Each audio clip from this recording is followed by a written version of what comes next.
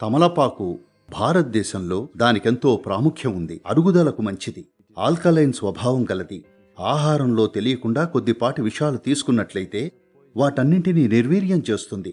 Acidic విషాలేమన్నా ఉంటే అవి కూడా నిర్వీర్యం చేయబడతాయి. నాగుపాము విషాన్ని కూడా అది నిర్వీర్యం చేయగలదు. కాబట్టి భోజనం చివర్లో ప్రజలు ఈ తమలపాకును లేదా తాంబూలాన్ని తీసుకుంటారు. మానవ చర్యను మరో స్థాయికి తీసుకెళ్లొచ్చు ఈ ఆకును తీసుకోవడం ద్వారా. అయితే దానికి కనీసం అంగుళం పొడవు కాడ ఉన్నప్పుడే అలా పనిచేస్తుంది. కాడ లేకుండా దగ్గరకు తెంపితే అదే ప్రభావం చూపదు. ఈ ఆకును నీటి మీద ఉంచితే కాడ ఎప్పుడూ ఉత్తరం వైపుకే మళ్ళుతుంది. తమలపాకుకు ఇంకా గ్రహణ శక్తికి సంబంధం ఎందుకు ఏర్పడిందంటే అదొక న్యూరలాజికల్ స్టిమ్యులెంట్ లేదా నర్వస్ స్టిమ్యులెంట్ అనొచ్చు. మీ నాడీ వ్యవస్థ సంక్లిష్టతకు, నాడీ చర్యకు, అలాగే మీ గ్రహణ శక్తికి ప్రత్యక్ష సంబంధం ఉంది. మనిషి ఎన్నో విషయాలను మరింత గొప్పగా గ్రహించగలుగుతున్నాడు ఇతర ప్రాణుల కంటే. ఎందుకంటే మనం అత్యంత సంక్లిష్టమైన నాడీ వ్యవస్థను కలిగి ఉన్నాం. వాస్తవానికి మీరు బాగా వినగలగాలి, చూడగలగాలి, వాసన పసిగట్టగలగాలి అన్ని ప్రాణుల కంటే. కానీ సిటీల్లో ఉండడం వల్ల అది మందగించింది. మీరు ప్రకృతిలో ఉన్నట్లయితే ఇవి చాలా చాలా చురుగ్గా ఉంటాయి.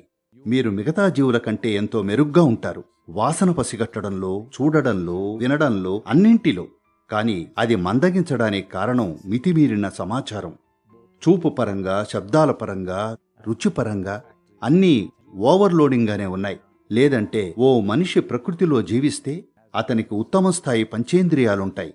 ఎందుకంటే మనం అత్యంత సంక్లిష్టమైన నాడీ వ్యవస్థను కలిగి ఉన్నాం. దాన్ని ఇంకొంచెం హెచ్చిస్తే సహజంగానే గ్రహించగలుగుతారు. కాబట్టి గ్రాహ్యతకు సంబంధించిన సాధనాలున్న ప్రతి చోట అక్కడ ఎప్పుడూ తమలపాకు ఉంటుంది. ఎందుకంటే తమలపాకు కాడకు విషయాలను గ్రహించగల సామర్థ్యం ఉంది. ఒక్క ఇంకా ఈ ఆకును కలిపి వాడతారు. ఈ ఆకుకి ఇతర ఆకులతో పోలిస్తే అత్యధిక స్థాయిలో సూర్యరశ్మిని గ్రహించుకోగల సామర్థ్యం ఉంది. అందుకే అది నీడలో మాత్రమే పెరుగుతుంది, ఎండకు తాళలేదు. ఎందుకంటే మరీ ఎక్కువ గ్రహించుకుంటుంది.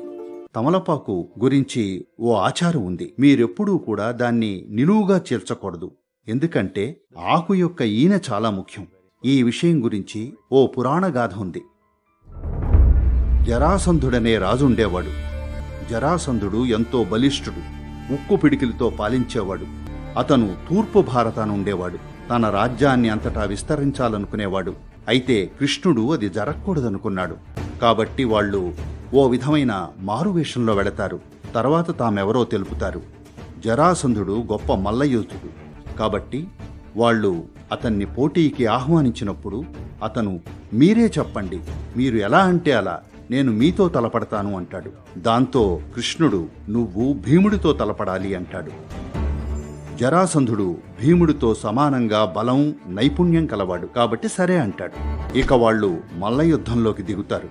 ఈ పోరాటం 13 రోజుల పాటు సాగిందని అంటూ ఉంటారు. ఇద్దరూ ఘోరంగా అలసిపోయారు, కానీ ఎవరూ ఓడిపోలేదు. అప్పుడు కృష్ణుడు కూర్చుని జరాసంధుడి వైపు చూశాడు. అసలేం చేసినా ఇతను చనిపోవడం లేదేమిటి, విషయం ఏమిటి అని అతన్ని పరిశీలించాడు.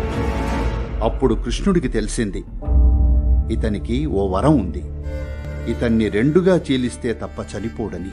కాబట్టి కృష్ణుడక్కడ కూర్చుని ఓ తమలపాకును తీసుకుంటాడు. సరిగ్గా అప్పుడే చికాకుతో భీముడు కృష్ణుని వైపు చూస్తాడు. కృష్ణుడు ఓ తమలపాకును తీసుకుని నిలువునా చీలుస్తాడు. వెంటనే భీముడేం చేస్తాడంటే ఇతని 2 కాళ్లను పట్టుకుని చీల్చేస్తాడు. 2 భాగాలను 2 వైపులకు విసురుతాడు. అప్పుడు అతను చనిపోతాడు. కాబట్టి తమలపాకును నిలువుగా చీల్చటం సరియైన పని కాదు. ఇళ్లలో అలా ఎప్పుడూ చేయరు. పంచుకోవాలనుకున్నా కూడా దాన్ని ఎప్పుడూ ఇలా సగానికి కట్ చేస్తారు. ఎందుకంటే బహుశా ఈ కథలోని సారాంశం ఆకులోని ముఖ్యమైన భాగం దాని ఈన అని చెప్పడమే కాబోలు.